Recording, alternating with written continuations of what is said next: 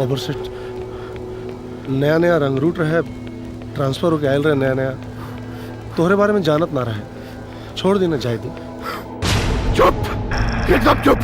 एक लफ्ज ना एसपी, एक भी लफ्ज अगर निकलल तो हर लफ्ज पे गोली चल जाए। खून सवार वो हमरा खोपड़ी पर। खुदा कसम अगर हमारे बीच में शासन प्रशासन आयल तब पूरे प्रदेश में आग लग जाए। वो जवन वर्दी पहन के वदना सा सिपाही हमरे भाई के देह पे जवन जख्म देले बा, ओकर एक एक बूंद खून निकाल के वही के वर्दी पे हाथ पोछब। कारे का जरूरत रहल हो राक्षसन से दुश्मनी मोल लेवे के? हाँ? अरे जेकरा सामने जानवर तक के रूह कापेला, ओकरे सामने तोर कौन औकात रे? अरे माई तू कैसन बात करता? ई वर्दी हम काहे खातिर पहनले बानी? गुंडा बदमाश के रोकही खातिर ना। पगला गइल बड़ा तू। अरे जुग जमाना बदल गइल बा, हैं? गुंडन का राज चलता। अरे तो गुंडन के राज ना चले यही खातिर वर्दी पहनले बानी। वाह बेटा, भले तोर परिवार मुसीबत में फंस जाओ, हैं? हमरे परिवार के क्यों आंख दिखाई? हमरे परिवार के तरफ क्यों आंख उठा के देखी, ओकर आंख निकाल ले। अच्छा, के कर आंख निकल बे? के कर आंख निकल बे रहता है? सारे लोगों के साथ जाके खड़ा हो जाइए। तोरा संगे केहू ना आई। अच्छा खासा ड्यूटी करत रहले एसपी के। कुकुर के डरला जो नहीं आई ना यमराज के मुंह में।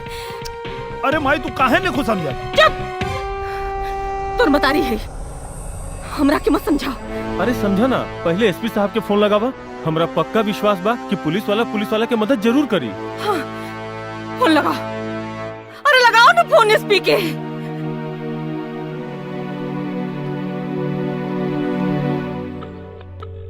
जय हिंद सर। जैन यादव, कहाँ बाड़ा तू? सर हम अपने घर पे बानी सर।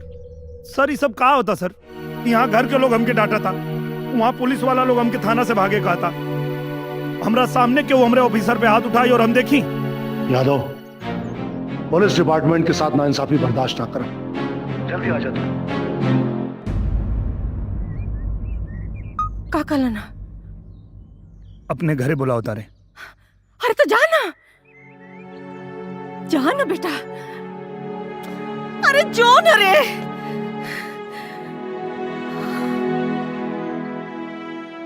जय भगवान जी, अब एसपी साहब के यहाँ गए ना, कुल ठीक हो जाए। जय हिंद सर। जय हिंद। सर मेरी कोई गलती नहीं है सर। मेरे सामने वो मेरे ऑफिसर पे हाथ उठा रहा था, इसलिए मैंने उसको मारा सर। और फिर मेरे विभाग वाले मेरा साथ देने के बजाय मुझे भागने की सलाह दे रहे हैं सर। मुझे तो कुछ समझ में नहीं आ रहा सर। यादव, तुमने जो किया है ना तुम्हें अच्छी तरह मालूम है। उसके बाद भी अगर तुम्हें समझ में नहीं आ रहा, कोई बात नहीं, कोई बात नहीं, सब समझ जाओगे। बस 2 मिनट वेट करो।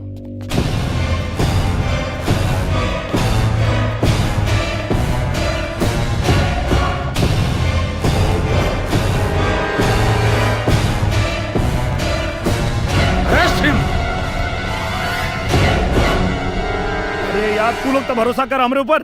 यादव, हमने के वहीं ड्यूटी पे बानी जा। साहब के आदेश से बढ़ के कुछ नहीं खे। हाथ ऊपर। यादव, तुम्हार खेल खत्म। सर समझाई ना ये लोग के। ले जाओ इसे। सर हमारी बात सुनी सर। हम कोनो गलती नहीं की गई सर। अरे आप पुलिस वाला हो के वो पुलिस वाला के साथ नहीं की थे सर। आपको अपने सिपाही पे भरोसा नहीं सर। सर आप गुंडों का साथ दे रहे हैं सर। सर गलत कर रहे हैं आप।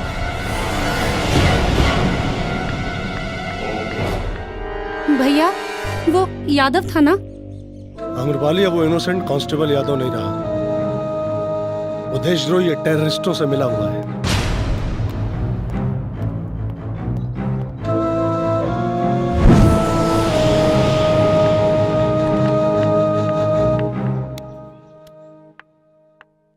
पता नहीं भैया को क्या हो गया। जब तक यहाँ पे यादव रह के दिन रात जी हुजूरी करा था तब तक बहुत सीधा आदमी था, और जैसे बाहर जाकर अपना काम करने लगा आतंकवादी बन गया।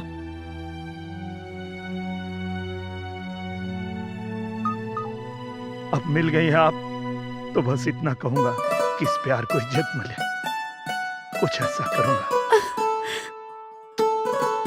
आई love you. I love you two.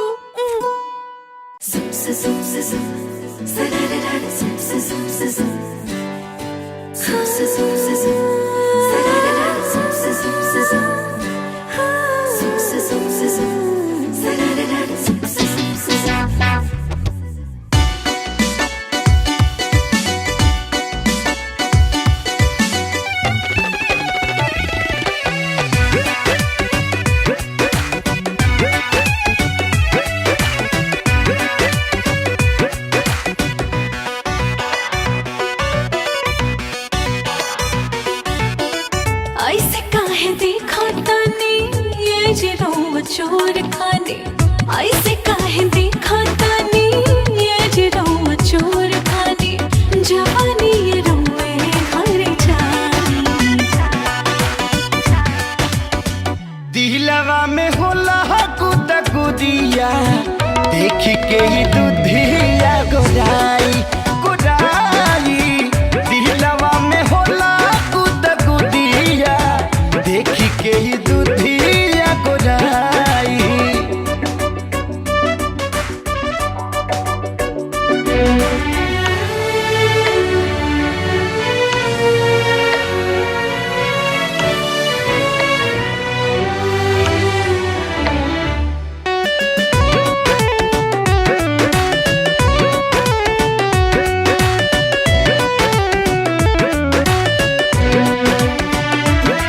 पिया काहे वारी हंसिया गुतायल, काहे अखियां बना समेत सायल। सैया रोवे खातिर देहिया बारसायल, हे सैया जी रोवे खातिर देहिया बारसायल।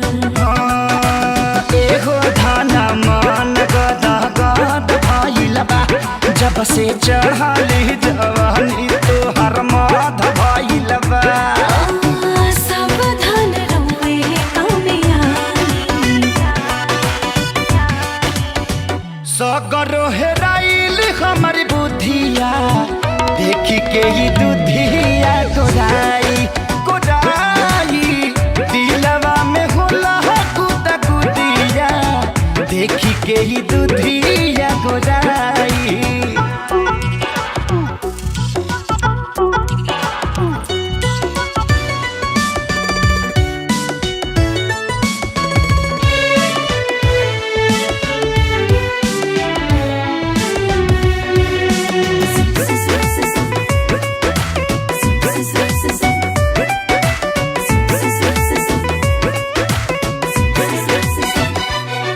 रुके कुछ दिन काले खेल जाई, तेरे मन जाके रस मिल जाई। सैया सबर करी हानी ये भेटाई, ए सैया जी सबर करी हानी ये भेटाई। छागल छुना छुनिया छनक गइल बा, एहो जान हमर जिया सहनक गइल बा। बतिया में जनिया छुड़ाई, मनया जब भइल पूरा कुदिया, देख के ही दुधिया गोराई गोराई। दिलवा में होला कुद कुदिया, देख के ही दुधिया गोराई।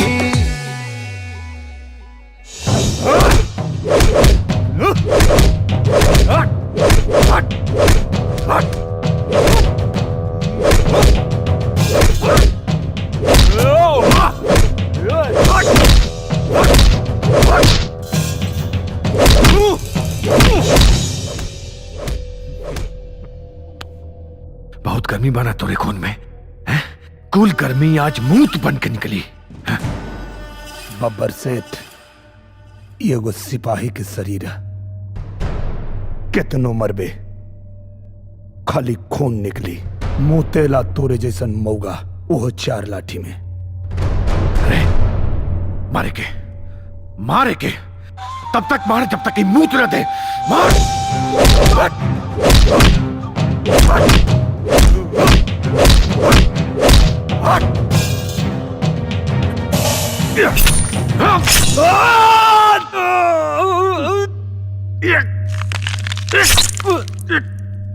मुतबे थे, जरूर मुतबे। मूत बब्बर सेठ हमार मौत निकाले में तोरा सात पोस्ट के मौत बारी आ जाई। सिपाही से चले ताश तो खेलवे खत्म कर देता नहीं। ना ना ना ना ना ना ना ना बब्बर सेठ, पूरा पुलिस डिपार्टमेंट फंस जाई और साथ में तू लोग भी फंस जीबा। अब पार्टी के छवि खराब हुई तो न लग। धोनी के हमेशा 24 घंटा पार्टी का डर लगल बा। अरे बब्बर सेठ तू टेंशन मत ले, एकरा पर तो देशद्रोह का ऐसा इल्जाम लगवाइब ना कि सारा जिंदगी जेल में चक्की पीसी। तब एकरा के पता चली कि बब्बर सेठ से ना बब्बर शेर से टक्कर ले ले बा। बाकी सब लोहा सिंह संभाल रही है हो। सिपाही बना देशद्रोही। दिनेश यादव नाम का एक सिपाही जिसकी हरकतों पर पूरा पुलिस डिपार्टमेंट शर्मिंदा है। दरअसल कल हथियारों से भरा एक ट्रक पुलिस के हाथों लग गया। पुलिस के आला अफसरों का कहना है कि यादव पुलिस में भर्ती ही इसलिए हुआ था कि अपने देशद्रोही साथियों की मदद कर सके।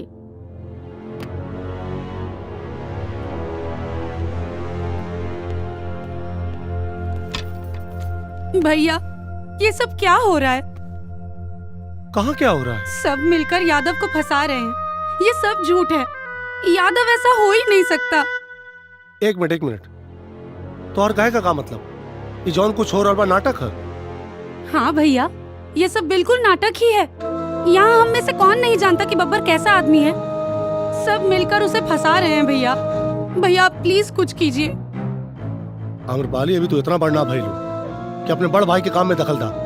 और इस सब तो हर काम नहीं खे कि का सही और का गलत। जाके अपन काम करा, जाए जैसे। गलत तो गलत ही है भैया। एक सीधे साधे आदमी को आप लोग ने आतंकवादी बना दिया। आम्रपाली यादव शेर के पिछवाड़े उंगली करे चल रहे, वो भी बब्बर शेर के। अब देशद्रोह के जुर्म में सड़बे जेल के अंदर। बिना सोचे समझे आग में कूदने का नतीजा देख लिए। जोश में होश खोना बुद्धिमानी नहीं है। अब सड़ो। सर इसके चक्कर में हमारी वर्दी भी जाती, लेकिन आपने मुझे बचा लिया। हम तैयार हैं सर इसके खिलाफ कोर्ट में गवाही देने के लिए। द्वार प्रमोशन पक्का देव। कल 12 बजे कोर्ट में पेश होते ही तो हर जिंदगी का 12 बज जाए यादव। यादव गलत नहीं है। क्या गलत किया? हाँ, गलत आदमी को पकड़ा और हमारे एसपी ने उसको फंसा दिया। देशद्रोह में चट्टा कहेगा। यादव कटेगा सबको, कटेगा सबको। आप दारू पीकर एसपी को गाली क्यों दे रहे हैं? है ना रे, छोटा है। हाँ, पैसा घूसखोरी लेके एसपी बन गया। हम लोगों को कहते चोरी करो। नल्ला पागल छोटा। तो क्या आप अपने दरोगा साहब से भी नहीं डरते? हमारा दरोगा साहब देखो वहाँ बैठा है। लागत अच्छा। दुर्गा प्रसाद शुक्ल साहब हमारे साथ है। दरोगा साहब बोले करो, तुम जो कर रहे हो सही कर रहे हो। हम कर रहे हैं। हाँ, हमको डर नहीं है, सब सही कर रहा है। जो यादव कर रहा है सही कर रहा है एकदम। आपको सस्पेंड कर देंगे तो कर दे, घंटे से कर देंगे, क्या फर्क पड़ता है? मैं डरता हूँ क्या? वर्दी चली जाए चली जाए। प्रधानी का चुनाव लड़ूंगा, पीटीसी बन जाऊंगा। हाँ, ईमानदारी से काम करूंगा। मैं डरता नहीं हूँ। जाओ, दिया मसाला तुम लोगों को टीवी में दिखाओ, अखबार में छापो। एसपी चट्टा, एक नंबर का चट्टा। जाओ, तुम लोगों को मसाला दिया, दिखाओ टीवी में। बात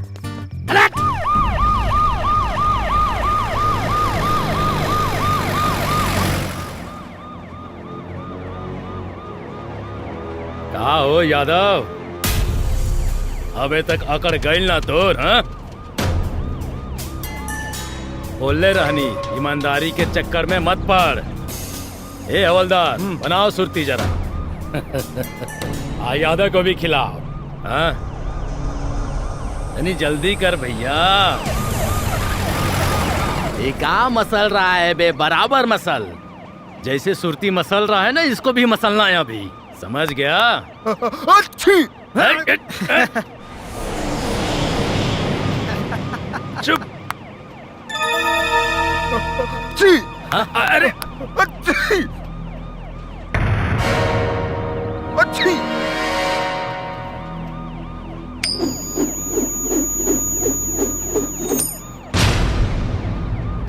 आओ भैया।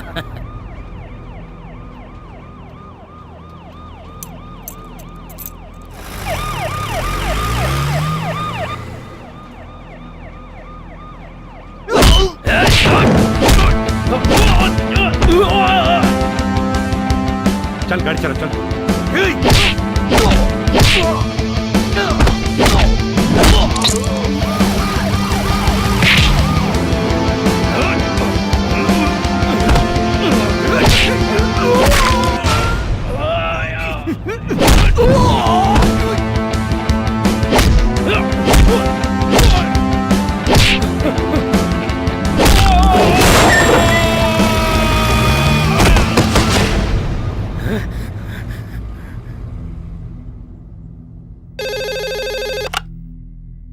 हेलो सर, यादव फरार हो गया। फरार हो गया? क्या बकवास है लोहा सिंह? सही कह रहे हैं सर, देव सिंह ने गद्दारी की है। सर, जाते जाते वो सरकारी असला भी लूट ले गए। एक मुजरिम पुलिस कस्टडी से फरार हो गया और तुम क्या कर रहे थे? चप्पे चप्पे पे नजर रखो, किसी भी कीमत पर यादव की गिरफ्तारी चाहिए। चल फोन रखो।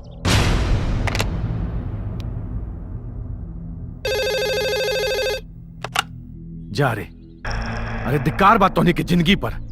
एगो पता नहीं सा सिपाही तोरा पूरा पुलिस फोर्स के धोखा देके चल गई और तोहनी के हाथ पे हाथ रख के बचल बड़ा सन। खबर से बात सुनो हमारे पहले। हमरे सबर का इम्तिहान मत ले एसपी, ना था आदमी हम जानवर नियर काटी ले। जितना जल्दी हो सके ओके पकड़, पकड़ ओके।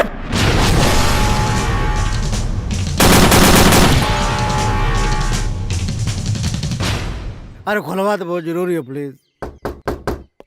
क्या बात हो? अरे साहब बहुत जरूरी है, तनी एसपी साहब से मिलवा दो। बोल देली ना एसपी साहब नहीं मिली हन, तारा सस्पेंड अरे करे बाड़े ना। सस्पेंड तो कैले हम, लेकिन एक बार मिलल बहुत जरूरी है प्लीज। ना ना जा भैया तू जा। साहब ए, चला हटा। है मिठाई भैया, तनी कुछ करवा दो ना ना कुछ ना होई।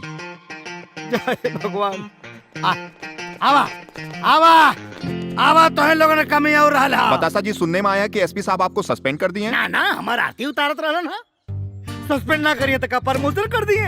हे महाराज, ऐसा में हम रोनिया कि तोहन लोग रहा जितना बोल ले रहे कुल दिखा देला टीवी में। आप तो बोल रहे थे मैं किसी से डरता ही नहीं हूँ। हे भगवान, तो जब शराब या पी ले तो ना डराइला, और जब शराब उतर जाला तो डराइला गिला। बहुत बेकार आदमी हवा। अब मजोले था हमार ब्याह शादी उम्र में भाई ना हो, कहाँ जा भैया? भाग जा तो कमरा सबरा फोड़ दे। भाग जा, कहा था भाग जा, भाग हट। हे भगवान, का करी दादा? जिन जाई कोई लड़िया नौकरिया पिया छोड़ दे। ए सेठ का रे? बिरवा खाली गई बा कि स्वीटी से हमारे बियाह के बारे में कुछ सोचबा। मारा ससुर बियाह करबा, मारा पलटा से मुंहे लाल हो जाई। अब्बे बियाह कर या नहीं, चल गिलास धर, सारे चाय पिया। चलन बियाह करे। आ गई ना भविष्य का दरोगा। कौन दरोगा आयल हरे? अरे एसपी के दारू पी के गरिया देले बा और सस्पेंड हो गइल बा। अभी केतनो कुछ मांगी दी है मत। अरे सरवा पहले को 2500 बाकी लगेले बा, देबे ना किलस बे। दी है मत कुछ। सेठ जय हिंद। अपन जय हिंद अपने लगे रखा, निकल नहीं से तो। बड़ा गुस्सा में लगता रहा। गुस्सा में ना हो, तनी जलेबी खिया देता, बहुत भूख लगल हो। जलेबी? हाँ जलेबी खइबा? हाँ। 2500 पहले के बाकी बा, देबे ना किला आलू जलेबा खाए। अरे तारा जो तनख्वाह मिले वाली है दे दे। अरे अपन तनख्वाह लेके ओहरे रहा। मैंने सस्पेंड हो गई तो ना देबा खाए के। तब ले बुढ़ा घोड़ा के घास से ना दी। अरे तो डकैत ना है, दे दे। हमार साथी है, उसे पूछ। अरे हम साथी होती कुछ नहीं की। अरे ये एकदम फर्जी आदमी बा। पलट गई, दारू पियावत रहनी हो। ना ना देखा थे तू लोग के ईमानदारी। ज्यादा बहुत भूख लगल हो। अरे निकल ले जा। पूरे वक्त में साथ छोड़ देला, तू देला छोड़। बेटा कहीं और चल जाए, निकल ले, भाग हट भाग सारे। निकला ना, कहली फर्जी आदमी बा।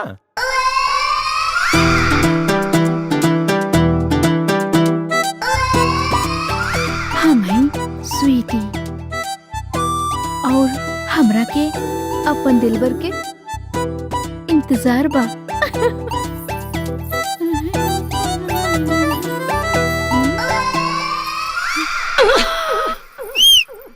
आई हाँ ए सिपाही जी,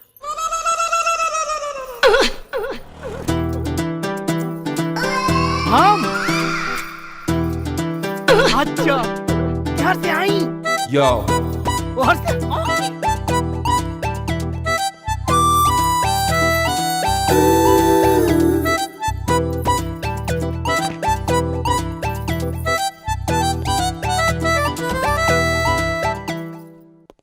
काहे बोलवलू हो? बैठा ना। हम तो तोहरे जैसन जवान गबरू मरद ढूंढत रहनी। का इंटरव्यू देला हा? एसपी के तो पूरा फाड़ देला। अरे का फाड़ देली हो? दारू के नशा में कुछ गरिया देनी है। दारू? तू दारू भी पिएला? तो के दारू पसंद है का? अरे मायू, अच्छा तब बतावा कि अब क्या करे कहो? का करे के हा?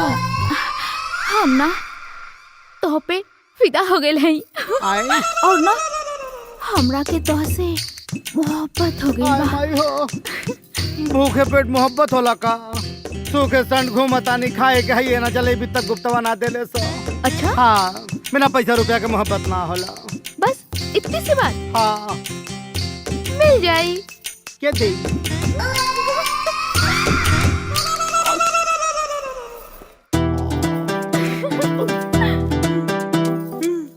अरे भाई हो इतना पैसा? अच्छा सुनो, सबसे पहले अपन ये हुलिया चेंज करा। अच्छा। और आज से तार एक ही काम बा। हमके प्यार करेके। प्यार? पहले कपड़ा खरीदम, फिर बनीवा का पैसा देम, फिर जलेबी खाओ, ठीक बा? अच्छा ठीक बा, ओके बाय बाय। अरे प्यार के करी?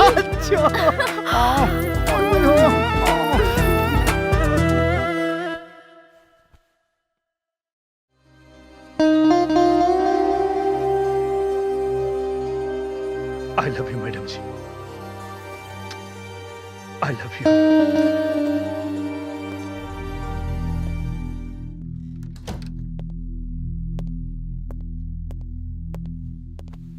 यादव, तुम यहाँ? चिंता मत करी मैडम जी, हम यहाँ आपके कोनो नुकसान पहुंचावे नहीं खियाल।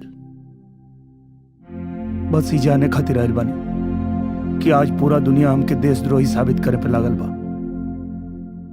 का रहुआ भी हमके देशद्रोही समझता नहीं? बिल्कुल नहीं यादव, तुम पहले भी मेरे लिए हीरो थे, हो और जीवन भर रहोगे। थैंक यू मैडम जी। यादव, मैंने तुम्हें एक मैसेज भेजा था। हाँ मैडम जी, हम वो जवाब देवे की कोशिश कैले रहनी, लेकिन ओकरा पहले ही सब महाभारत हो गई। पर मुझे तुम्हारा जवाब मिल गया।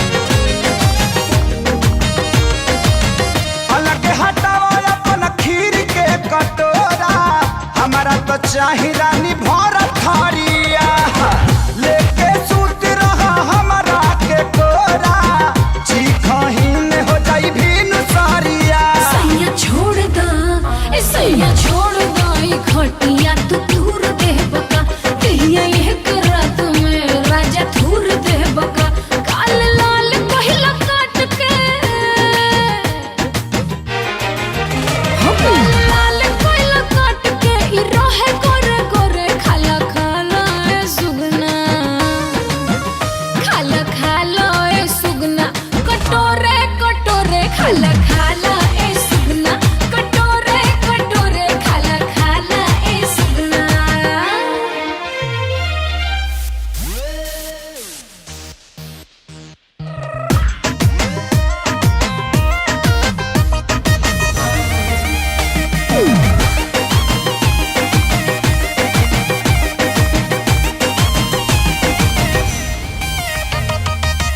थोड़ा थोड़ा खाई त उड़ जाई तोता ए दिल जान सुन मन ना भरी बस तनी आवा तारा दास नाही होता ऐसे सतईबू तू बोलत भरी सैया रुक जा ए सैया रुक जा तू काहे हड़बड़ करला लहर लूट लोहे लोहे का गड़बड़ करला पहिल मार से डुबकिया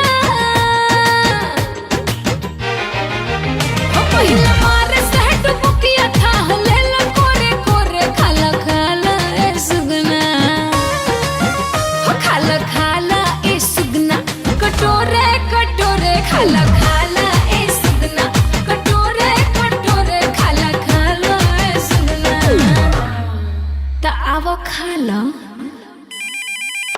हेलो। हाँ लोहा सिंह मैं बोल रहा हूँ। जय हिंद सर। जय हिंद।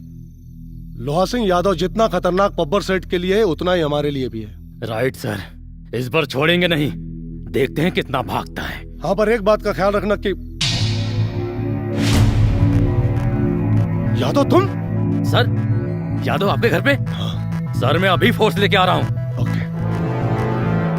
डरी मत, हमके पता बा हमरे वर्दी के दागदार बनाव में बब्बर के साथ आपके हाथ है, लेकिन हम आपके माफ कर देने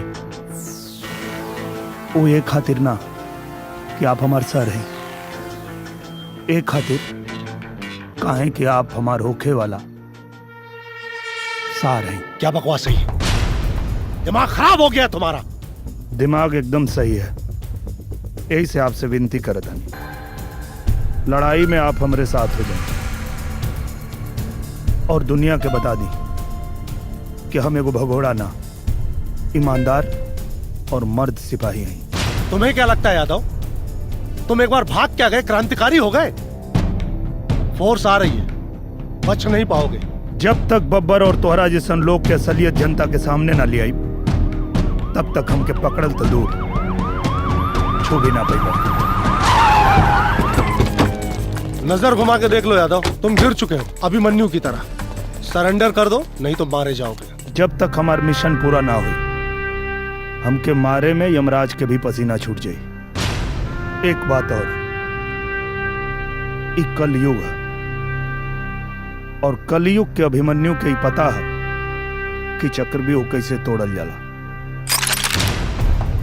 ये क्या बेवकूफी है, पागल हो गए तुम लोग, मारे जाओगे तुम लोग भी इसकी तरह। सर हम रउआ से कम पढ़ा लिखल जरूर बानी, पर ईमानदारी और बेईमानी में फर्क मालूम बा हमरा के। हम सब यादव के साथ बानी। ए, सब के हुआ अपन गन फेंक दा, ना तो साहब का खोपड़िया खोल दे बेचे। रॉन्ग, बहुत गलत कर रहे हो तुम लोग। देखो मैं फिर समझा रहा हूँ तुम लोगों को, सब के सब मारे जाओगे। सिपाही रे, सिपाही रे, सिपाही रे। गाड़ी तक छोड़े ना चलवा एसपी साहब।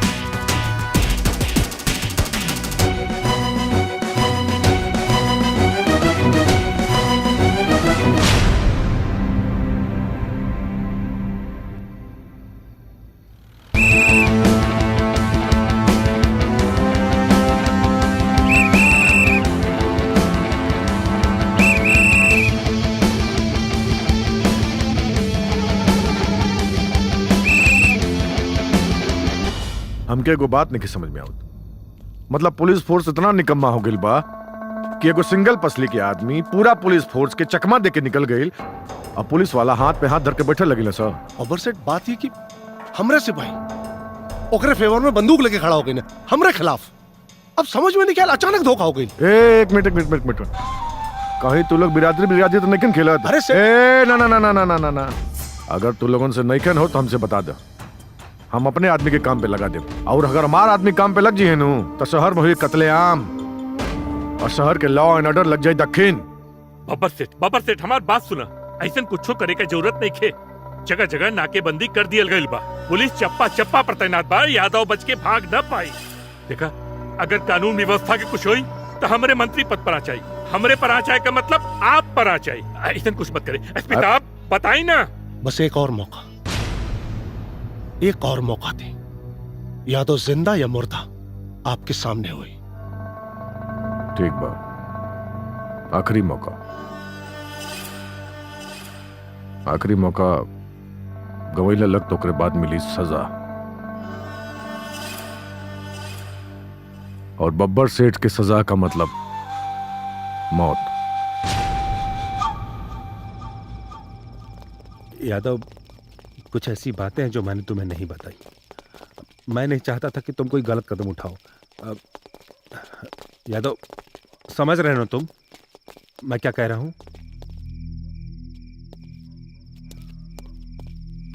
भाई कब है? यहाँ कहाँ बैठली? कहाँ बस भैया? ओ जी, मीना, हे माई का भाई बोलना, कहाँ बा सब लोग? खत्म हो गए। का खत्म हो गई? सब खत्म हो गए।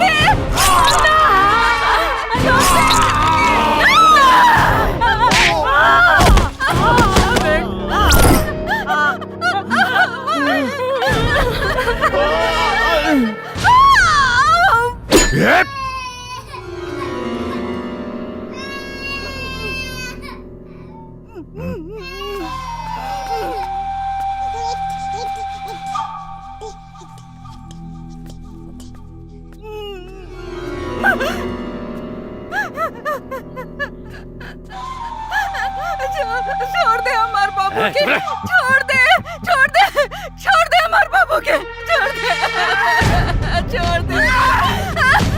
छोड़ दे हमारे बाबू के, छोड़ दे।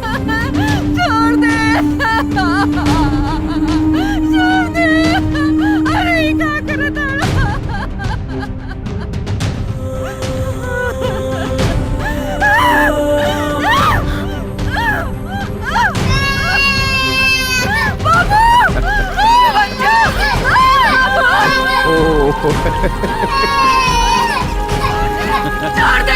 छोड़ दे हरामी।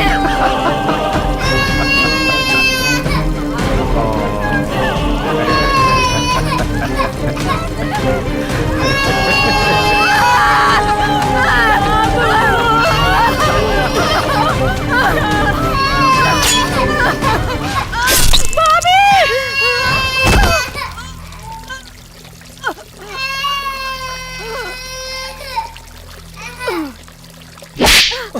तेरी माँ का भाईजान ई का करत हुआ? तोरा के तो दोजक में भी जगह न मिली, एकरा के कुमारे मार देवा। मार मत, मार मत।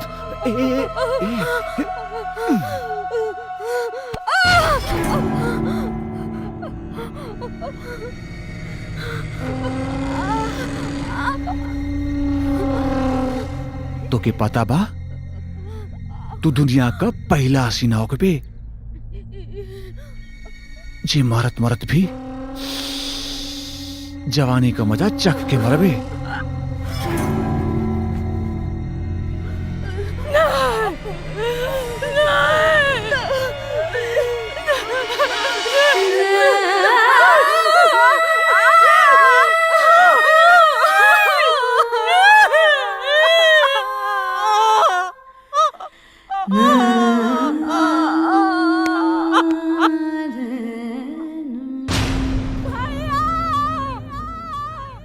पूरा परिवार का लाश देखे खातिर हम 9 महीना कोख में ना पले रही बेटा।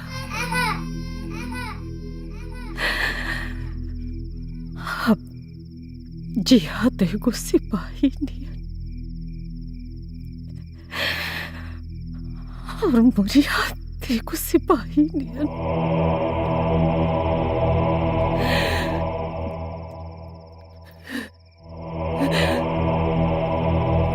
बेटा हाँ माई। वो पापियन में से एक भी पापी जिंदा बची तेरे मतारी की आत्मा की शांति ना मिली। क्यों न बची माई, क्यों न बची, क्यों न बची बेटा, क्यों न बची माई? लड़ाई में तो और मौत भी हो जाए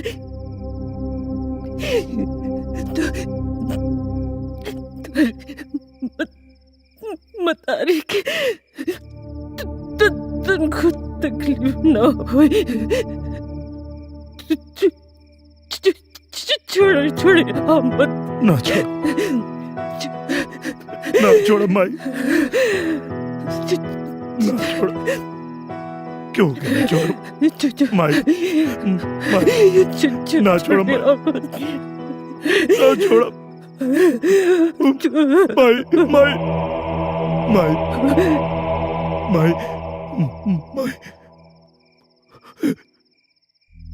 माई, माई, माई,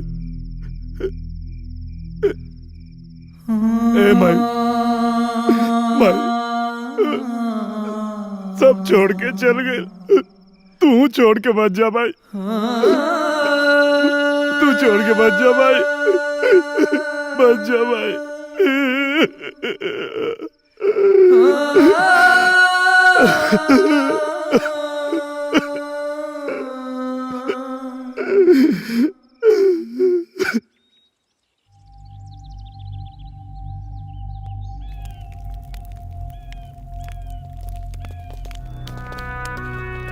वर्दी के फर्ज निभावे खातिर हमार पूरा परिवार के आहुति चढ़ गई। अब अंजाम चाहे जौन भी होके, वर्दी पहनत समय जौन शपथ ले रही, अपने वर्दी और कानून की रक्षा के लिए अगर मेरी जान भी चली जाए तो भी मैं अपने कर्तव्य से पीछे नहीं हटूंगा। अपने शपथ के आखिरी सांस तक निभाई। ये आहुति सिर्फ तोहरे परिवार के ना, ये आहुति पूरे सिपाही समाज के परिवार के रहे। जब पुलिस ही पुलिस के दुश्मन हो गई तो गुंडन और बदमाशन के कौन दोष दिहल जाए? शासन और प्रशासन मिलके हमने के खत्म कर दी। हमने का कर पाई मर्दे? तहरा ऊपर भी देशद्रोह के कलंक लगा देले बा सरवा। वही कलंक के मिटावे खातिर लड़े के बा। वो कलंक के मिटावे खातिर ई मिशन के पूरा करे के पड़ी। और ये मिशन के टारगेट बा बब्बर के असलियत समाज के सामने लियावल और वर्दी के बेगुनाही। बिल्कुल, इस लड़ाई में हम लोग तुम्हारे साथ हैं। पर साथ देवे से पहले एक बार और सोच लो, काहे कि हमनी जौन रास्ता पे निकलल बानी जा, जान कभी भी जा सकेले। जान तो उसी दिन चली गई थी जिस दिन अली ने मेरे ऊपर हाथ उठाया था। वर्दी के सम्मान खातिर मरल जरूरी बा। हमहू मरे खातिर तैयार बानी। जान जाए तो जाए। बिल्कुल।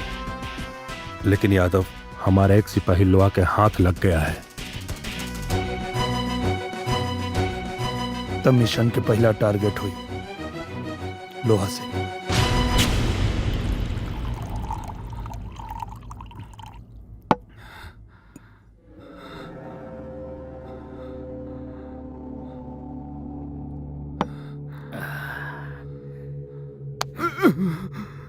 हमके पता तो यादव के बारे में जाने ले। ना साहब हमके कुछ पता नहीं। बोल ससुरा वो कहाँ मिली? ना साहब हमके ना मालूम। बता दे ना तो तोरा के। ना साहब हमके कुछ पता ना। मार के तोर चटनी बना दे। ना साहब हमके कुछ पता ना। नहीं क्या पता तोरा के? नहीं साहब हमके अरे कुछ बहुत पता ना। मार हम सच कहता नहीं साहब हमके कुछ पता ना। बहुत मार खाई बे रे। नहीं साहब हमके कुछ पता ना।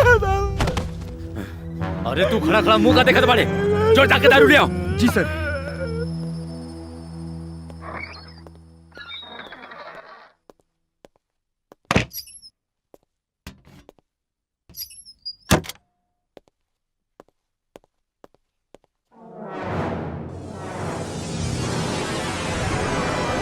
अरे बाप रे, यादव सर, हमका कुछ ना पता सर। यादव।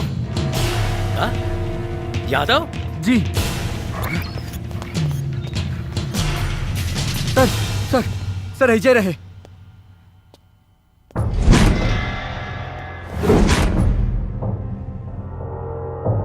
ससुरा दारू हम पीले बानी और नशा तोरा को।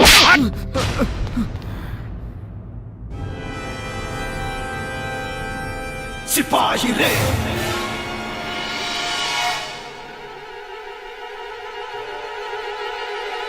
सिपाही रे।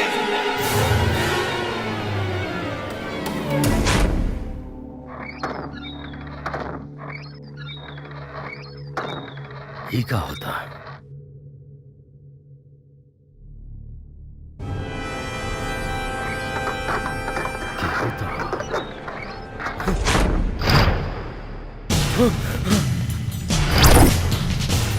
तू हमरा के खोजता रे और हम तोरा के।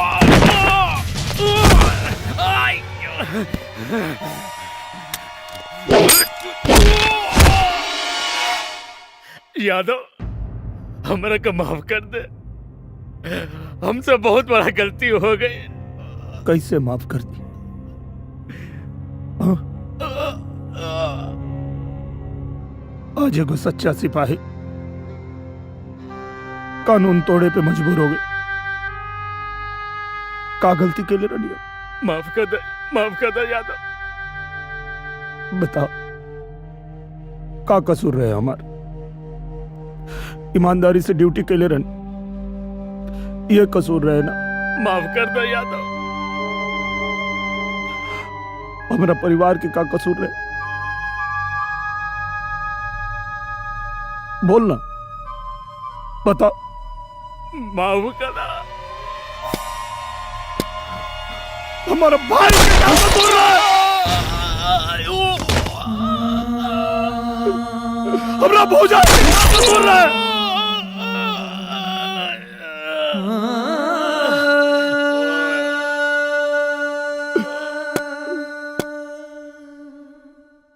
अमर मासूम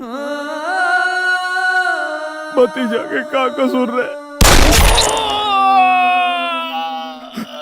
हमार बहन के का कसूर रहे? हमार माई के का कसूर रहे?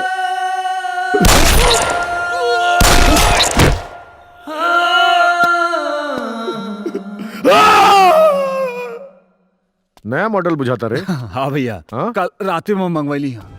हाँ ना तो 8-10 गो और भी मंगवा ले। लेकिन ठीक हो भैया, ठीक। ले रहा।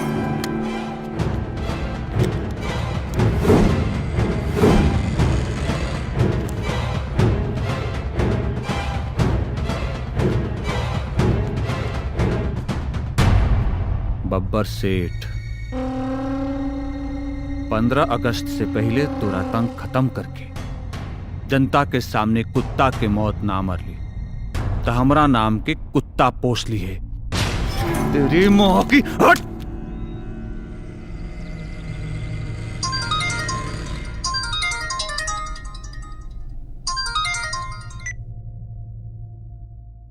का बब्बर सेठ, कैसन लगल हमार तोहफा?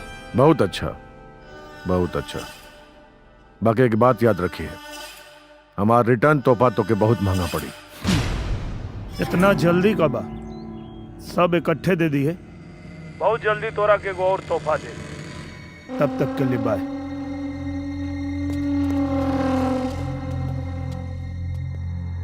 Oh my God. Oh my God. खाली लाल बत्ती में घूमत तू लोग। और जदुआ तोनी के छाती में बैठ के तांडव कर रहल बा। देखा बब्बर सेठ, आप चिंता मत करी, सब व्यवस्था जल्दी हो जाएगी। ए मंत्री, नेता वाला भाषण ना, हमके रिजल्ट चाहिए, रिजल्ट। यादव चाहिए हमके। बची ना, पुलिस वाले के मर रहे बब्बर सेठ, कौवा कौवा का मांस ना खाला। हेलो, हाँ एसपी संजय पांडे, जितना जल्दी हो सके बब्बर सेठ के घर पे पहुंचा फोर्स के साथ। एम्बुलेंस लेके आवा, लोहा सिंह का मर्डर हो गई बा, जल्दी आओ, fast. Hello mister Gyanilal Gupta, how you? अरे बड़ा लाल पियर पहन के टहरत हुए भाई। उसके ऊपर मत जाओ। सबसे पहले 2500, तुम्हारे 2500 रुपए का उधार। ये बाकी वाला है? 500 ज्यादा है, उसमें से 250 तुम दोनों टिप ले लेना। जियो से। और सुनो, करे कहाँ से इतना पैसा पागल के पैसों दे देले से टीपो देता। नौकरिया फिर से लग गई का? नौकरी नहीं, छोकरी मिल गई है। छोकरी? छोकरी मिल गई है। दरअसल उस दिन जब तुम लोगों ने मुझे डांट कर भगाया, मैं बहुत मायूस था। मैं रोड पकड़ कर जा रहा था। अच्छा? जैसे ही गुप्ता रोड पकड़ कर गुप्ता चौराहे पर पहुंचा तो मैं टर्न मारा गुप्ता गली में, और गुप्ता गली में गुप्ता निवास के पास एक खूबसूरत लौंडिया ने सीटी मारी। भाई लौंडिया खूबसूरत थी, मैं ऊपर छत पर गया, वो मुझसे लिपट गई। उसने कहा तुम्हारी खूबसूरती पर, तुम्हारी गबरू जवानी पर मैं मर रही हूँ, तुमसे मोहब्बत करना चाहती हूँ। मैंने भी उससे कहा तुम फिदा हो गई हो तो मैं भी तुम्हें पसंद करने लगा हूँ। हम लोगों ने रोमांस किया, उसने हमें पैसे दिए और उसने कहा सिर्फ आओ मुझसे रोमांस करो, तुम्हें पैसे ऐसे ही देती रहूंगी। एक मिनट, पेड़ा कैसे है? 300 रुपया किलो। 500 रुपए पकड़ो, 200 रुपए टिप रख लो, और मुझे 1 किलो पेड़ा दो, मुझे बजरंग बली को चढ़ाना है। अरे तो टिप दे। Don't waste time, time is money, money is time, please जल्दी करो। अरे अंग्रेजी मत झाड़ दे थे ना, तो लगा के उन्हीं आवे। नौकर तुम खड़े खड़े क्या देख रहे हो? नौकर नौकर नहीं तो क्या मालिक बोलूंगा, गधे। बाल झड़ गए तुम्हारे पागल कहीं के। हाँ चलो मीठा लाओ, पट पट पट पट पट पट। दरअसल क्या है कि कल 2 बजे का टाइम मैंने उस लौंडिया को दिया है। लौंडिया ने मुझे 2 बजे अपने घर पर बुलाया है, इसलिए बजरंग बली को प्रसाद चढ़ाकर मैं वहीं जाऊंगा। Bye bye. ले निकल यहाँ से, निकल। अंग्रेजी बोला था करे कौने ही छोकरी और लवंडिया के बात करत रहली। सुनला है का ड्रेसवा बतावला से? कौन एड्रेस? गुप्ता चौराहा, गुप्ता रोड, गुप्ता गली, गुप्ता निवास। अरे तोरे भदेली में चाटता। अरे सरवो, है बतासवा? हाँ। टाइम कितना बतैला सकाल? 2 बजे। 2 बजे? हाँ। कल 2 बजे सारे के रगड़ल जाई जरूर। अरे बतासवा कोड दे तो के।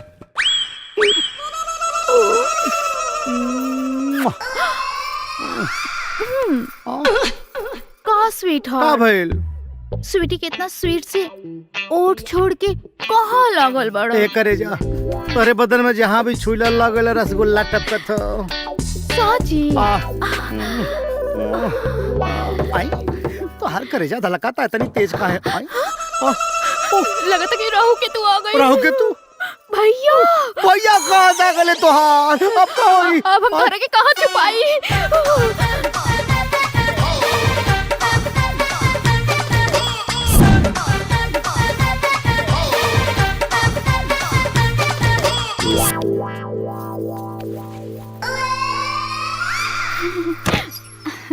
दरवाजा खोले में इतना टाइम? भैया के रहल? केहू ना भैया। नहीं, कोनो मरद के आवाज आवत रहल। मरद? वो तो हम गाना गावत कहीं। गाना गावत रहलू, मरद के आवाज में गाना गावत रहलू है। भैया तू हम पे अपन स्वीटी पे शक करेला? हाँ, बिल्कुल। अच्छा तो जा ढूंढ ला के ढूंढ मरद ले। बा।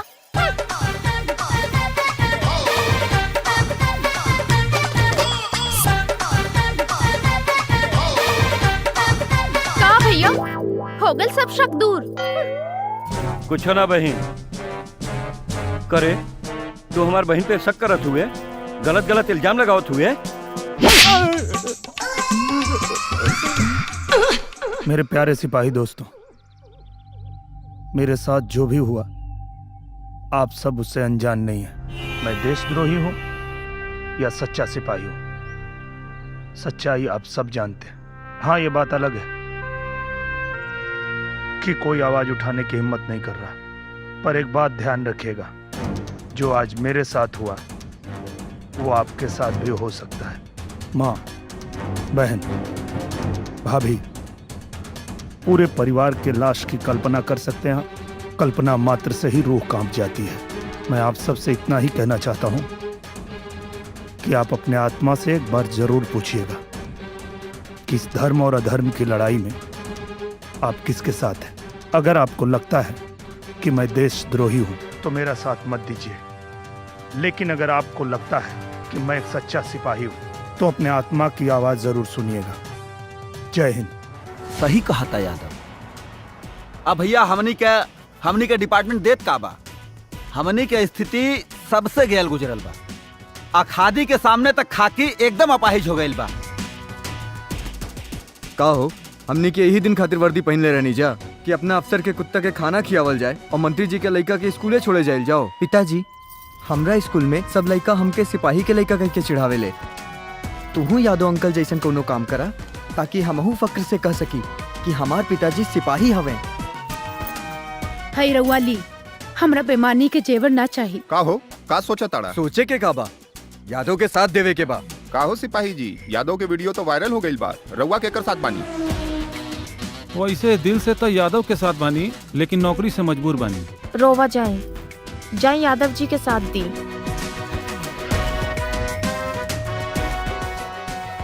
जाए यादव जी जैसन इज्जत कमाई। शूटिंग कर चल रहलन, ले गल न वीडियो।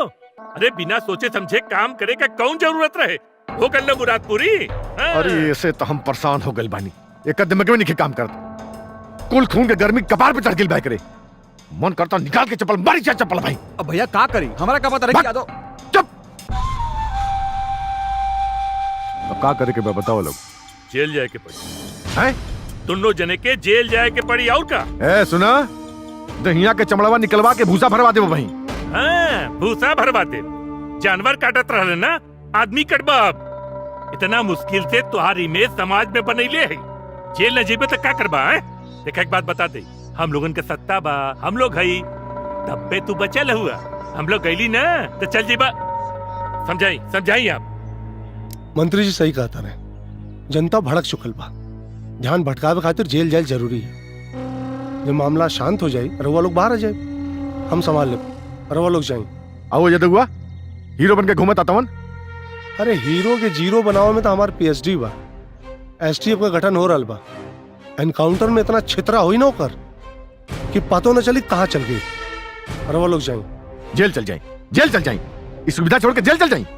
अरे महाराज, ये हवेली राउर घर है तो जेल समझ ली ससुराल बा, और राउर वहाँ सुरक्षा और सुख सुविधा खातिर आपन आदमी जेलर बा ना।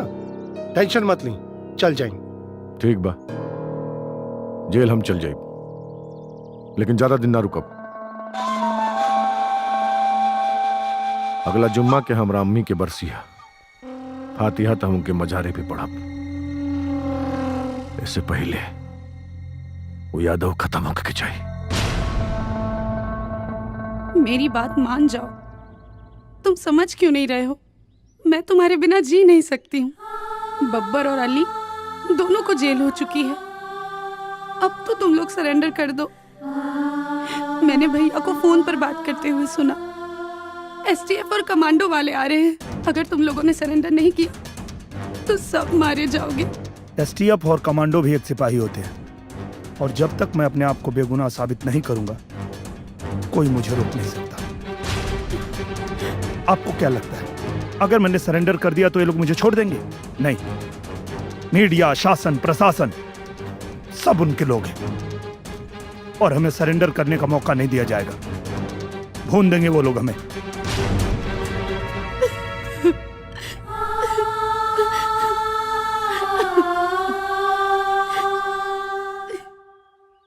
चिंता मत करो, मिशन पूरा करने से पहले मरूंगा नहीं मैं। जौन वीडियो के लिए कितना बवाल मचैले बड़ा लोगन, यादव कोनो युधिष्ठिर ना बड़न कि जौन कहियन सच कहियन। बब्बर सेठ के और उनके लड़का के जेल भेज दियल गइल बा और वीडियो के जांच के लिए फोरेंसिक लैब भेज दियल गइल बा। हाँ बताइए आप एसपी साहब। देखिए, हमने यादव को सरेंडर करने का पूरा मौका दिया, लेकिन वो हमेशा भागता रहा। अब एसटीएफ का गठन हो गया है और यादव को देखते ही गोली मारने का ऑर्डर पास हो चुका है।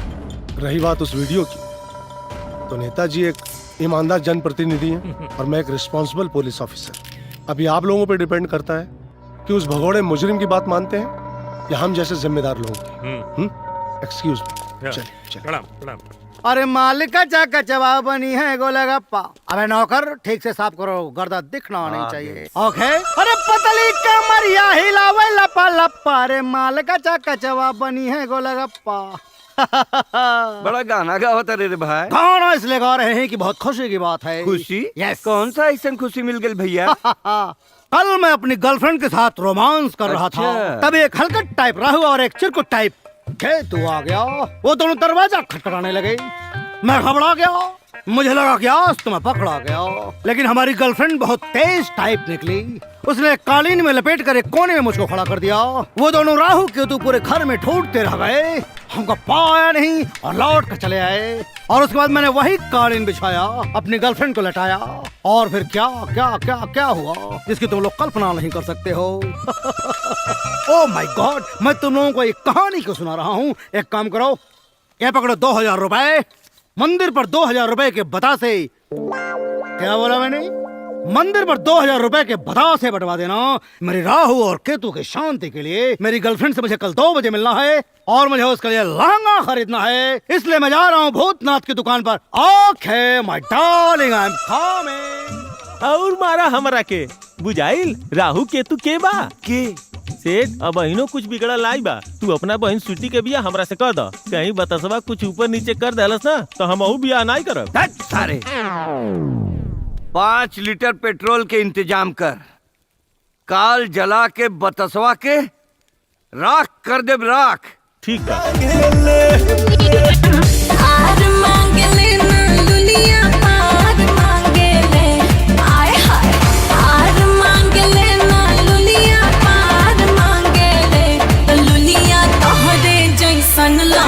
हर भातार मांगे ले लुलिया तोहरे जैसन लामा, हर भातार मांगे ले। दे दना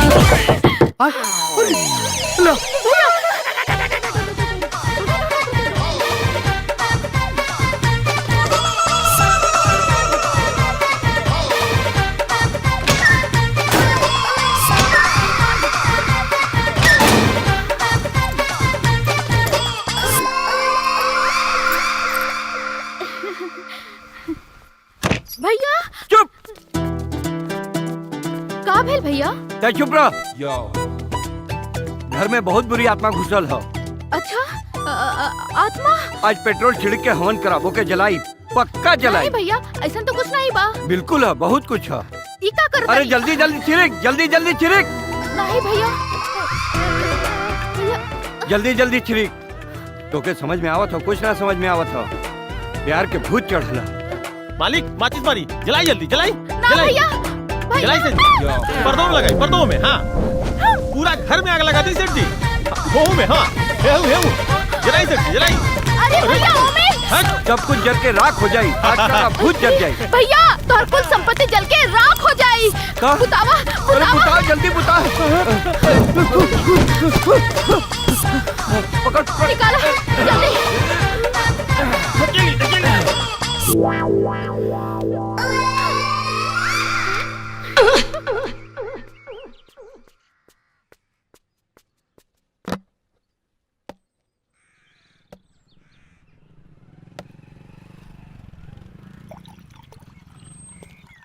हेलो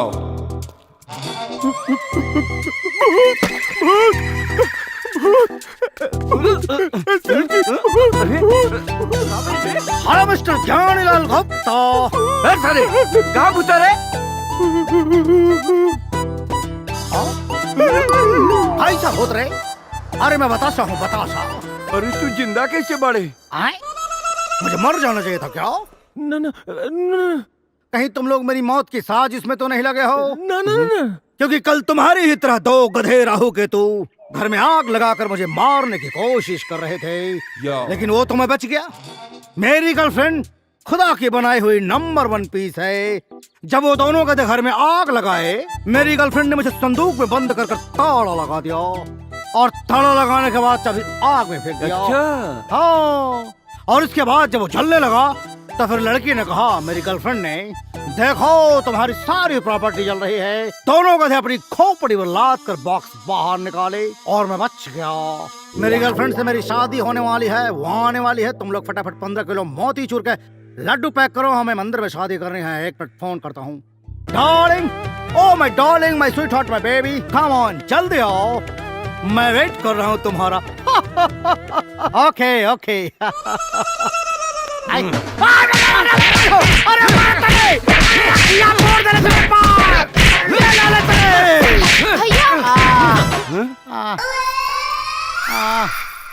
भैया स्वीटी, मत मारा इनके। ए स्वीटी। हाँ। अरे भाई तेरी बत्ती जला था, कुछ लौकात नहीं खे। बत्ती बत्ती भुलाए गेल तोहार अंग्रेजी। अब सीख गईला भोजपुरी तू। सीख गए नहीं बाबू। है ना? अरे मेरी भाई हो। ठीक ना? ए स्वीटी, ए बचा लाम के मार डरे कुलो। का हाल बना देले बा। छोड़ दे भैया इनके। कहे छोड़ दी? अरे का भैया, हम इनका बच्चा के माई बने वाला बानी। ए भैया, ए ज्ञानी गुप्ता भैया, हमके जायदा, हम जाते हैं लुधियाना, कोई खेती वेती करब कुल भैया, छोड़ दे हमके जायदा। कहीं ना जाके ब्याह करके ही जाके पड़ी। का करबा ब्याह करके? इतना पेल के मार दे ले हवा, आँख हो गए हवा अनहर।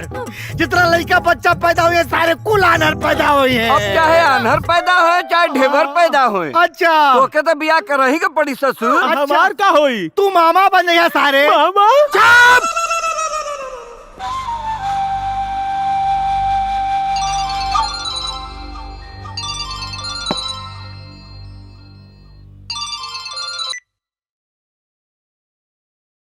भाई कई लेकिन आगल बाड़ी, काल उन्हन के दुबई भेजे के बा।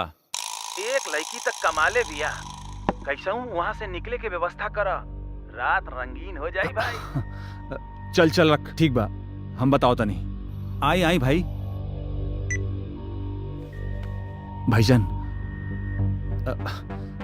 4 घंटा खातिर जेल से बाहर निकल कर व्यवस्था करी ना। पगला गल बड़े,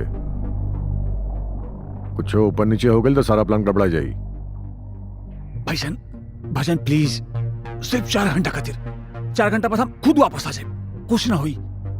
भाईजान जेल में मन एकदम औजिया गेल बा, प्लीज भाई। ना मन बे। अच्छा ठीक बजो, लेकिन जल्दी आ जाइए। ठीक बा भाईजान, ठीक बा। ए जेलर, हमार भाई 4 घंटा खातिर बाहर जाई, व्यवस्था करा। अरे जैसन राव रिक्शा सेठ जी, चला ली बाबू। जो भाईजान खुदा हाफिज। खुदा हाफिज। ध्यान से जाइए।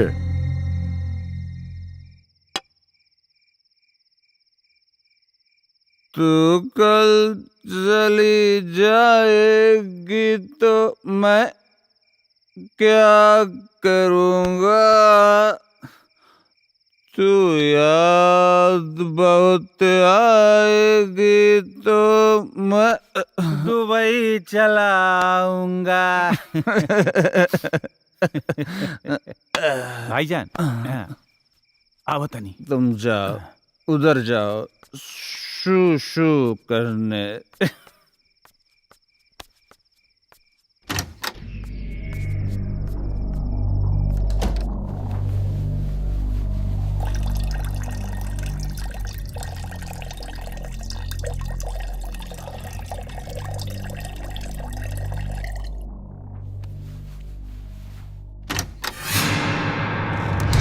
सिपाही रे सिपाही रे। हमरा भतीजा के पानी में डुबैले रहले ना थे,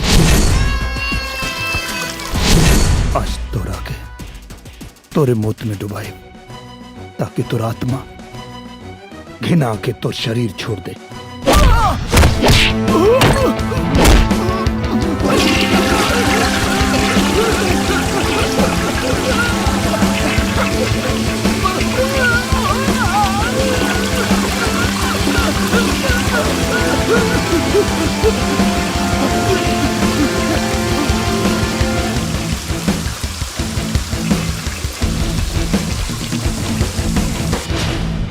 वाह ब्यूटीफुल जान, मैं तुम्हारे लिए ताजमहल बनवाऊंगा। सिपाही रे सिपाही रे। सत्यमेव जयते सत्यमेव जयते जयते सत्यमेव जयते सत्यमेव जयते जयते सत्यमेव जयते।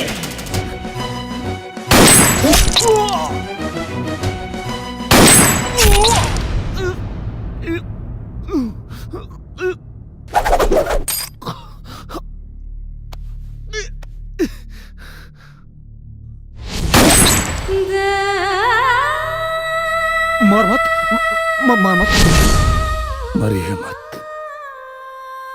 मरे से पहले तोरा के नपुंसक बनाई ताकि गलती से भी धरती पे दोबारा जन्म लेबे तो नपुंसक बन के पैदा होबे।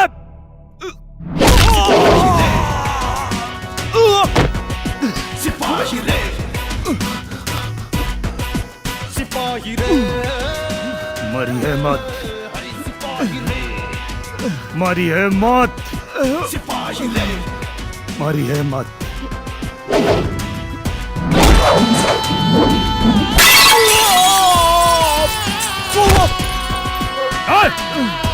उठ, उठ, तानी मार मत, मार मत।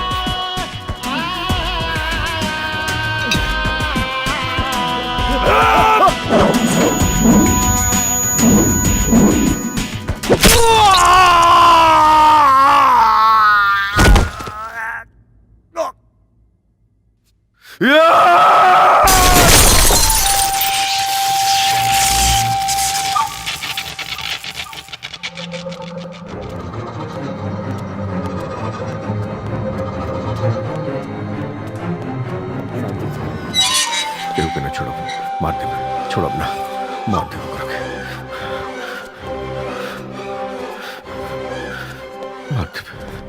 और सेट पर का जरूरत रहे अली की जेल से बाहर भेजला के? कौनो काम करे से पहले एक बार पूछ तो ले ले होती। अरे जवाब देत मुश्किल होता, कैदी जेल से बाहर गई कैसे? अरे हमारी बात सुना तब ना, अमर भाई को गोली मार दे रे। वही दिन तो काबिल रही, लेकिन तू रोक ले लोगे। बाबर सेठ, देखा वीडियो बहुत वायरल हो चुकल बा। अब वो जनता की नजर में हीरो बन गई बा। अरे सिपाहियन की नजर में तो पहले से हीरो रहल।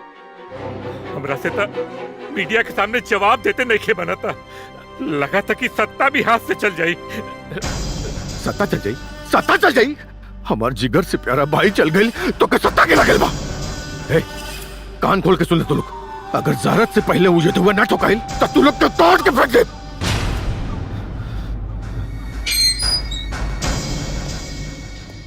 हाँ बोल। रउआ से कुछ बात करे के रहल। हाँ बोल। एसपी के बहन से यादव के चक्कर हा।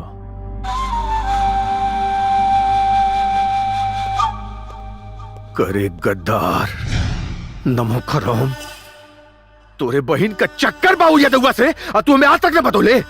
हम खुद शर्म से डूब गए बने। यादव के खून से हमारी इज्जत वापस आई। अरे एक नंबर के बेवकूफ बाड़ू तू, एक नंबर के बेवकूफ। ये बात पहले ही बता दिले होते, बिल्कुल करे कन्नू बते नाइट। एक काम कर, जो जाके अपना बहन से कहो कि तू ऐसे ब्याह कर खातिर तैयार बड़े। वो खुशी के बारे उजे जाई और उजे ठोका जाई। अरे लेकिन साथ में हमारी बहन भी तो रही, वो मर जाए। अरे बेवकूफ, बहन पहले निकली और बाद में ठुकाई। जो जितना एक्टिंग करे मैं चुका। ए मंत्री सुन, एकर बहन जाई उसे मिली। हमार 100 गो हथियार बंद आंधी पुलिस बन के जाइए। पुलिस पर भरोसा नहीं किया हमके। वो जैसे निकली ठोक दो। और एसपी की बहन का हुई? कुर्बानी खाली हमार भाई हुए दी।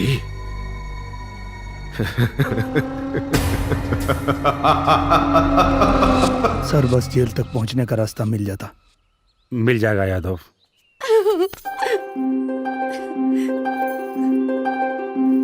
का बात बा? बहुत खुश लगा तारू। बात ही इतनी खुशी की है। भैया को अपनी गलती का एहसास हो गया है और वो हमारी शादी के लिए राजी हो गए हैं।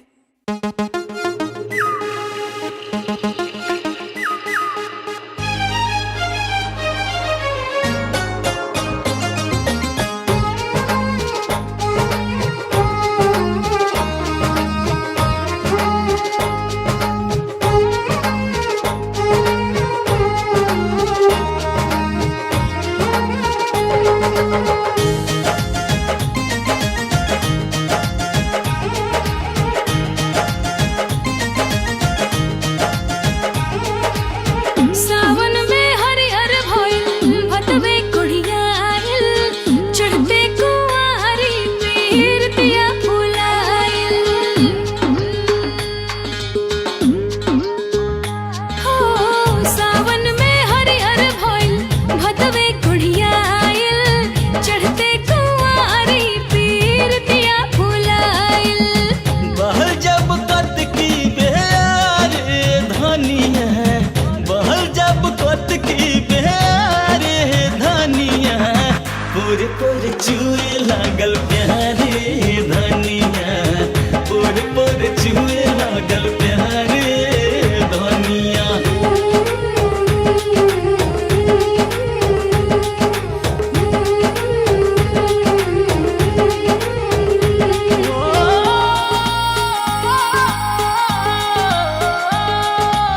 इश्क के अजबे गजब अंदाज हो खेला, जाने कब अंजाम कब आगाज हो खेला।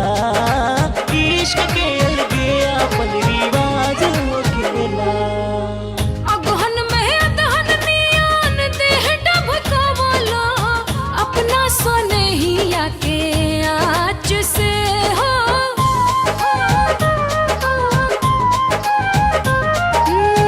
अगहन में अदहन नियान देह डबकावलो अपना सोनहिया के आँच से ए फूस में रूस गैलू खुश हम कैनी तोहे अकबरिया में ताब के हो। माघ में चढ़ल रजऊ महुआ मदन रस फागुन में फागुनी फुहार हो लागल जब तोहके चहता रे धनिया, लागल जब तोहके चहता रे धनिया, पूरे पूरे छुए लागल प्यारे धनिया, पूरे पूरे छुए लागल प्यारे धनिया।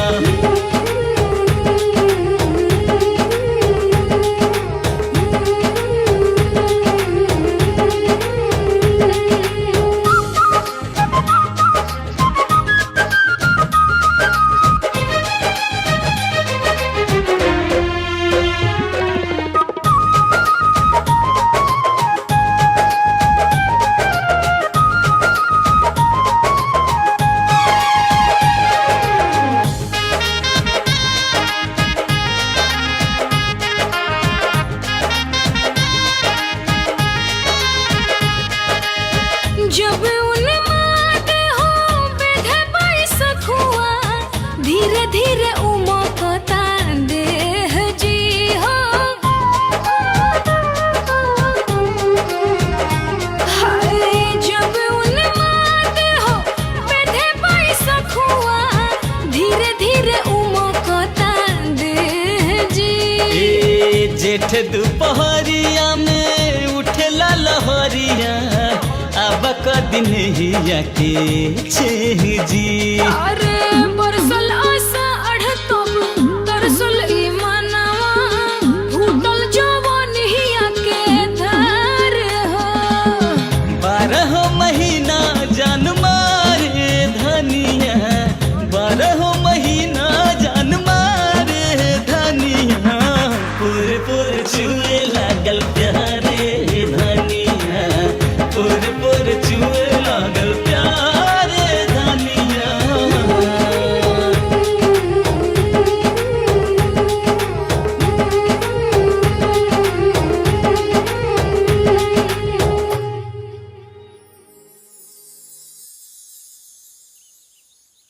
तोरे भैया पे कैसे भरोसा करी?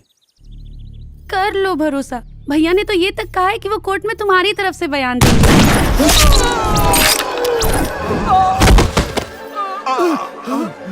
रामदीप, राजेश, रामदीप, राजेश,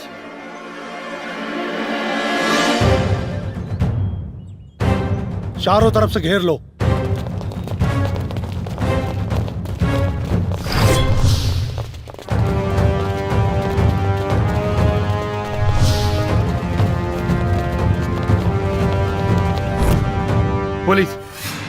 पुलिस ने हमें चारों ओर से घेर लिया है। तुम्हारे भैया धोखा दे रहे। अब लागत अब मिशन पूरा ना हुई। मिशन पूरा होगा, मिशन पूरा होगा यादव, तुम चिंता मत करो। मैं इनको सामने से चकमा देता हूं, तुम लोग पीछे से निकल जाओ। अरे सर, ये तो मौत के मुंह में कूदना होगा। आप कूदना पड़े या कुछ भी करना पड़े, इसके अलावा और कोई दूसरा रास्ता नहीं है हमारे पास।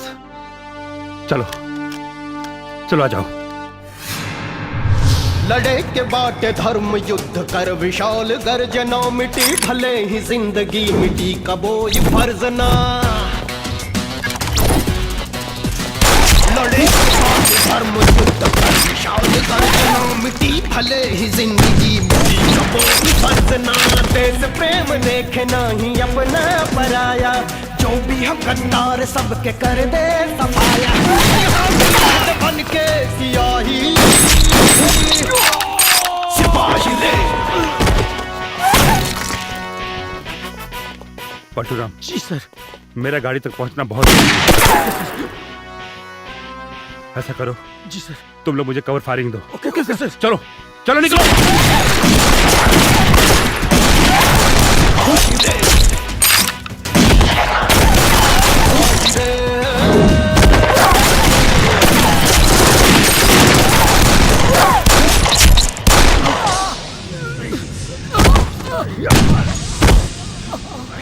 कटवारू, पलटू। जय साहब। जय।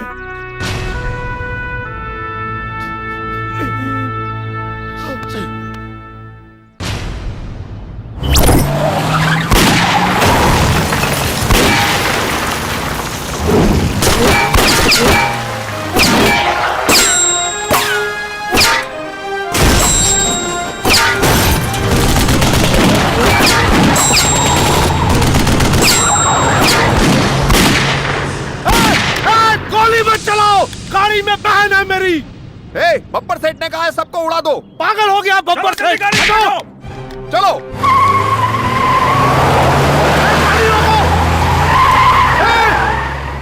हाथ ऊपर कीजिए एसपी साहब। तुम यहाँ गाड़ी में? मेरी बहन कहाँ है? यादव, मेरी बहन कहाँ है? क्या हुआ? बात जब खुद पे आई तो सख्ते में आ गए। मैं अपने मकसद की कामयाबी के लिए किसी लड़की का इस्तेमाल नहीं करूंगा। चिंता मत कीजिए, आपकी बहन सुरक्षित है। अमरपाली, आर यू ओके बेटा? जाइए मैडम जी, इनके साथ गाड़ी में जाइए। नहीं यादव, मैं तुम्हें यहाँ इस हाल में छोड़ के नहीं जा सकती, वो भी इनके साथ। इन्होंने सिर्फ तुम्हें ही नहीं मुझे भी धोखा दिया। आई डोंट ट्रस्ट यू भैया। मैं कह रहा हूँ गाड़ी में जाइए, बैठिए आप। चिंता मत करिए, मुझे कुछ नहीं होगा।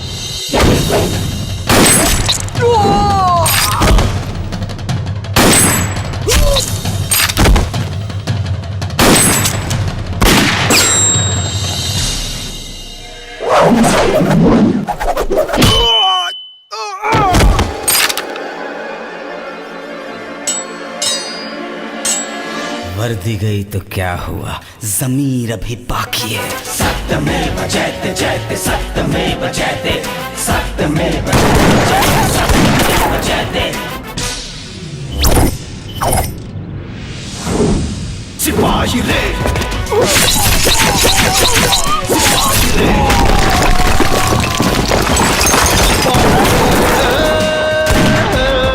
हरि सिपाही रे।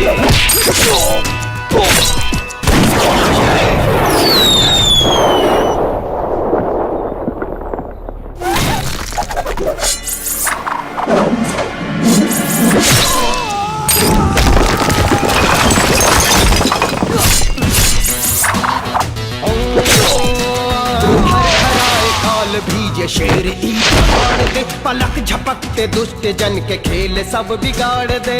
तीन रंग वाला सर पे जब कफन की मोड़ दे, महाभारती के लाल लोहा के मोड़ दे। सामने टिके लगे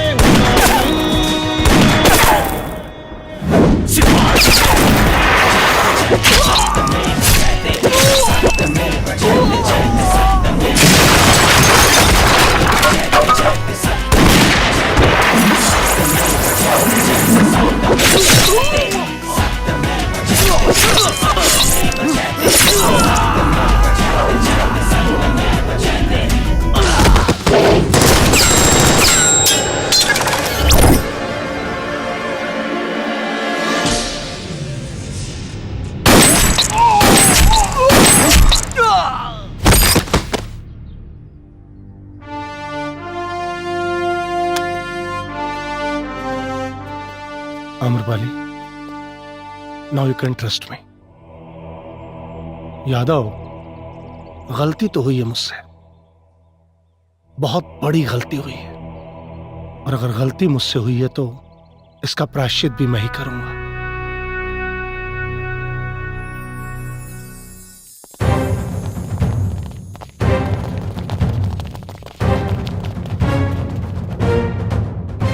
का रे एसपी, इमा कैसे रे? भौंके आयल बड़े, भौंक भौंक। भौंके ना, काटे आयल मानी। सिपाही रे, सिपाही रे।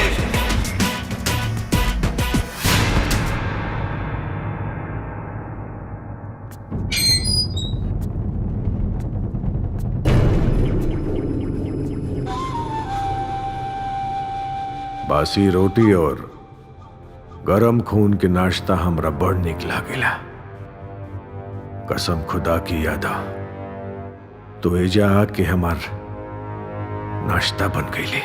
तोरा के नाश्ता नसीब होई कि ना ई त नइखे पता, लेकिन आज कुत्तन के भर पेट भोजन जरूर मिली।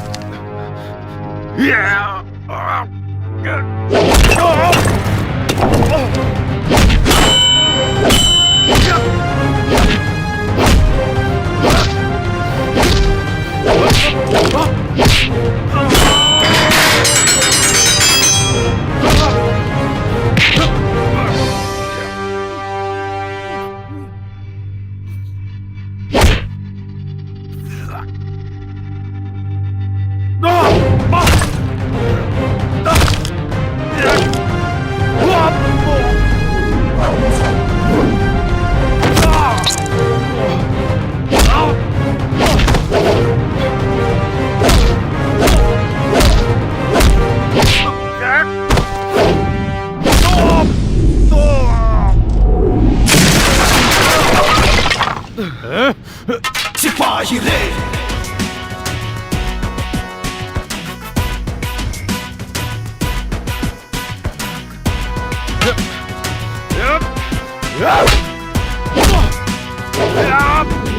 सिपाही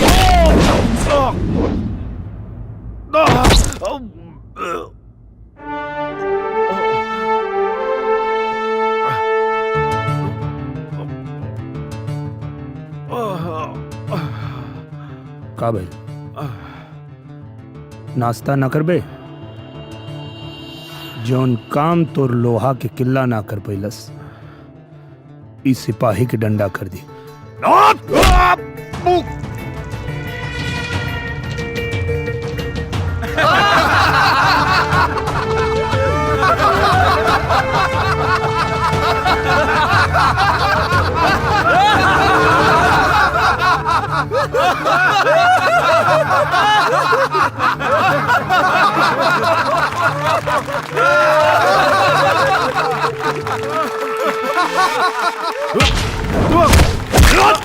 देख आ गई ले देश के कर्णधार अपने ईमान धर्म के तोरा पास गिरवी रख के यहाँ आइल बाणे आजादी के जश्न मनावे।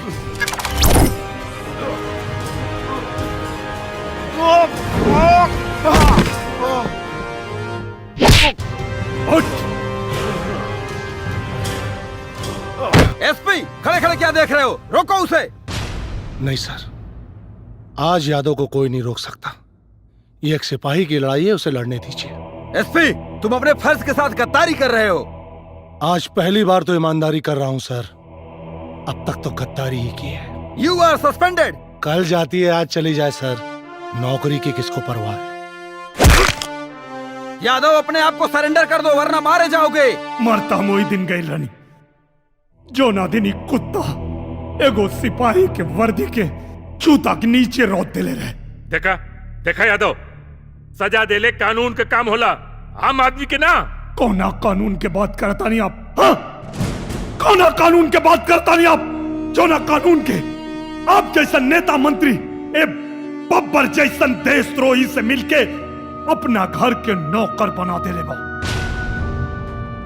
हम विश्वास दिला रहल बानी ई मीडिया के सामने कि तू बब्बर के छोड़ दा और सरेंडर कर दा। बब्बर के सजा अदालत में मिली और तोहरा बेगुनाही के भी। कौना सजा के बात करता नहीं आप? हाँ? कौना सजा के बात करता रहा? कौना जेल में रखबा? ये जेल में जो ना जेल में ही दारू शराब पियता वो एयर कंडीशन रूम में दोनों लोग के मेहरबानी से। सच पूछा बब्बर जैसन देशद्रोहियन खातिर जेल कोनो 5 स्टार होटल से कम ना। और तोरा जानकारी खातिर इहो बता देता नहीं कि जेल में हजारों अपराधी ऐसा हमें जो जेल के अंदर से कोनो न कोनो नेता मंत्री खातिर काम करेले। सैकड़ों अपराधी ऐसा हमें जो जेल में रह के अपन कारोबार चलावेले। और कुछ सम्माननीय अपराधी ऐसा भी हमें जो जेल के अंदर से चुनाव लड़े ले और जीत भी जाले। और कुछ पूजनीय अपराधी ऐसा भी हमें जो जेल के अंदर से सरकार चलावेले। तोहार कहे का मतलब इस देश में कानून नाम के कोनो चीजें नहीं खे। अरे इस देश में प्रजातंत्र हो और नेता ही देश का मार्गदर्शक होला। दुर्भाग्य बा हमारे देश के जनता के जो तोनी जैसे नेता के हाथ में देश के बागडोर सौंप लेवा। झूठा वादा करके विधायक सांसद बनला के बाद तोनी के टारगेट का होला? करोड़ों की गाड़ी, 5-10 बंगला, ये 5 साल के लक्ष्य होला ना तोनी के। जौन जनता तोनी के चुन के भेजले बा, कबो बिना सिक्योरिटी के वही जनता के बीच में जाके देखा। अगर चमड़ी न नोच ले तक कहिया। एक बात बतावा, प्रदेश एकदम सुरक्षित बा, कानून व्यवस्था एकदम सही बा, केकरा दम पे बोले लो? ये पुलिस डिपार्टमेंट के बल पे। वही पुलिस डिपार्टमेंट के एगो सिपाही के का तकलीफ बा, कबू जाने की कोशिश कैला? तोनी के तनख्वाह मिलेला लाख रुपया बिना टीडीएस कट ले, और हमनी के 20,000 वो टीडीएस काट के। सरकारी बस, रेलवे, सब जगह तोनी लोग के फ्री सेवा। तो हर लड़का पढ़ी है कन्वेंट में, और हमारा लड़का सरकारी स्कूल में।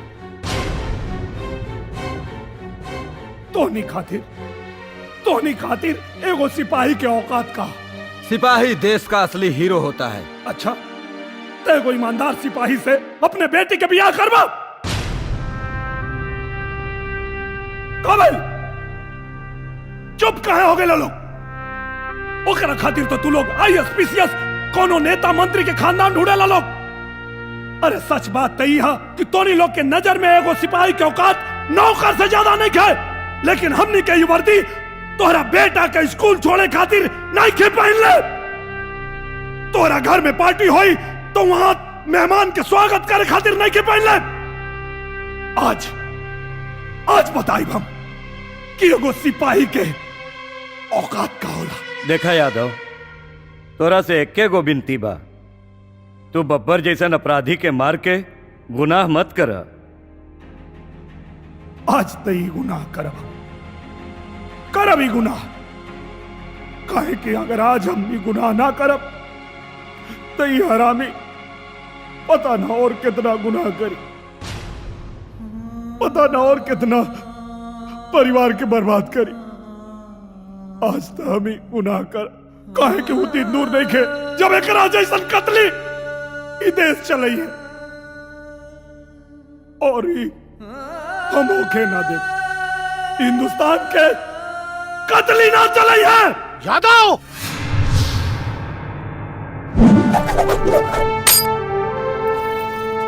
बचपन से सुना था रहल बानी कि कानून अपना हाथ में ना लेवे के चाहिए, लेकिन आज कानून अपना हाथ में ले अपना हाथ में कानून।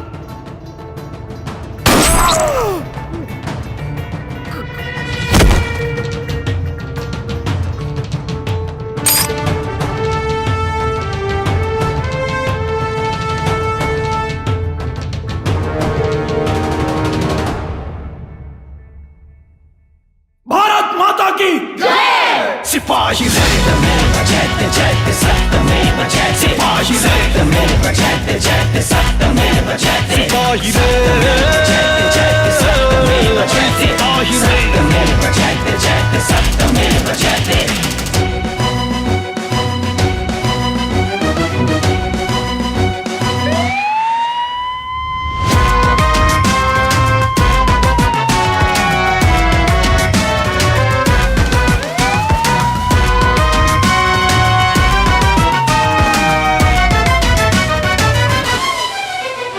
लड़े के बाटे धर्म युद्ध कर विशाल गर्जना, मिटी भले ही जिंदगी मिटी कबोई फर्ज ना। लड़े के बाटे धर्म युद्ध कर विशाल गर्जना, मिटी भले ही जिंदगी मिटी कबोई फर्ज ना। देश प्रेम देखे नहीं अपने